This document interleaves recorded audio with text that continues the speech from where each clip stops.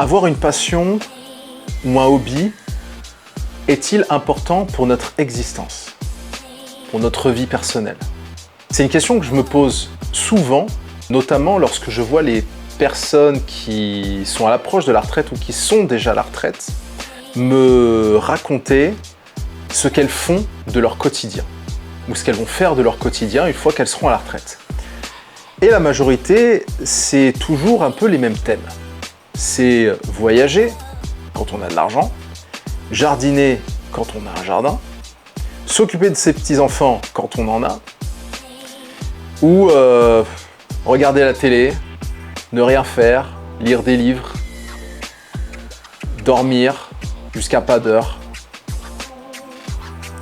Et honnêtement, ne pas avoir cultivé un art, une activité extra-professionnelle, c'est quelque chose qui, sur le long terme, ne sera pas du tout bénéfique. Les études ont montré, et je pense que vous devez sûrement le savoir, que à partir du moment où les personnes arrêtent de travailler ou sont à la retraite et n'ont pas d'activité qui les élève plus que d'habitude, eh bien, sont susceptibles de développer beaucoup plus d'accidents vasculaires cérébraux ou bien d'autres pathologies dues à une mauvaise hygiène, mauvaise alimentation ou autre.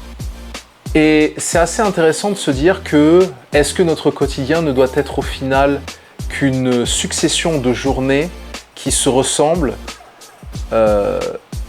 aller au travail, rentrer, recommencer, sans rien autour. Et ça, je vous parle encore des personnes qui sont à la retraite ou qui vont l'être. Mais quand je discute par exemple avec des personnes qui sont dans la même situation actuelle que moi, c'est-à-dire célibataires et sans enfants, eh bien, beaucoup n'ont pas forcément d'activité très intéressante. Quand elles me posent la question de savoir qu'est-ce que je vais faire le week-end, en général, je leur réponds que je fais du saxophone, je lis, je vais à la salle de sport, ou bien je leur dis pas tout en général. Je pense que si vous êtes sur ma chaîne, c'est que vous savez ce que je fais comme activité. Je suis cosplayer, je fais des armures comme passe-temps. Pas pour un business, peut-être un jour, on ne sait pas encore, je ne sais pas, peut-être. Mais voilà, j'ai énormément d'activités extra-professionnelles. J'apprends des langues, j'essaye de me lancer des challenges, j'essaye de me lancer dans la guitare, je fais énormément de choses.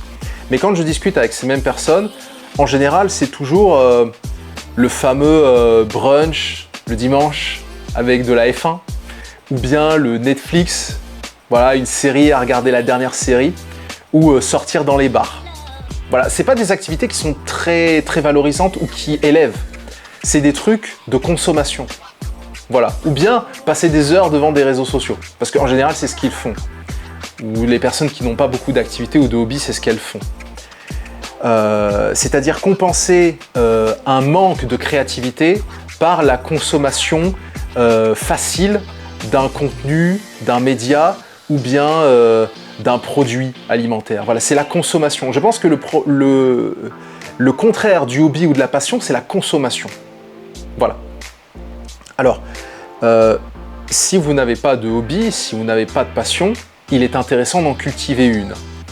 Parce que cela va vous permettre dans plusieurs choses et parmi elles de sociabiliser. Quand on a un hobby en général, on arrive à trouver un centre d'intérêt commun avec les mêmes personnes qui le pratiquent. Donc, on permet de sociabiliser beaucoup mieux. Ça permet d'éloigner la dépression et l'anxiété.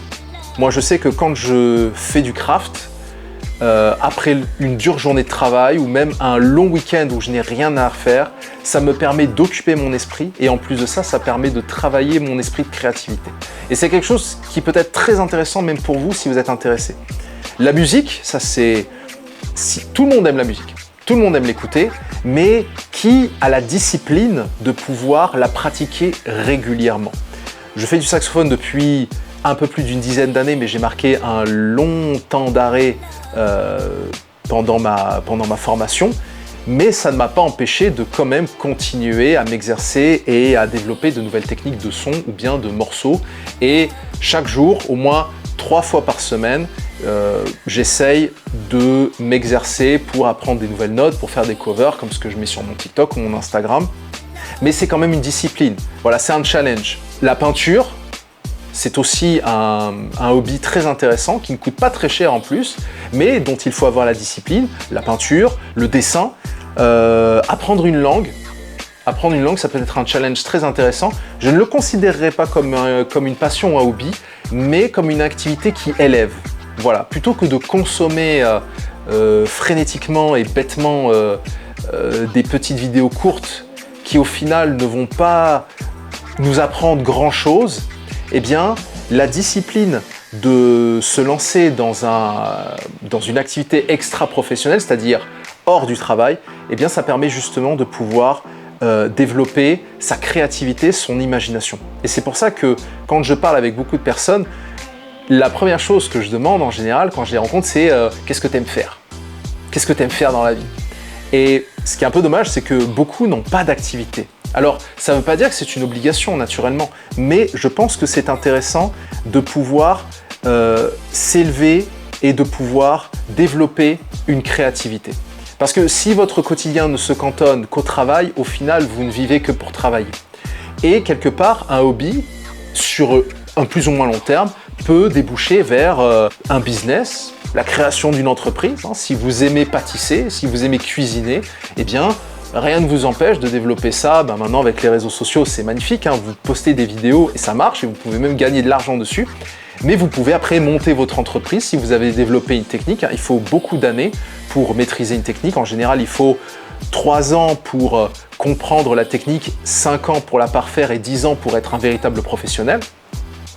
Mais rien ne vous empêche de pouvoir commencer dès maintenant si vous n'avez pas une activité intéressante à faire. Et comme je vous ai dit, ça permet justement de pouvoir éliminer certaines choses qui ne sont pas forcément nécessaires et bénéfiques pour votre corps, comme l'anxiété, la dépression ou même votre pression artérielle.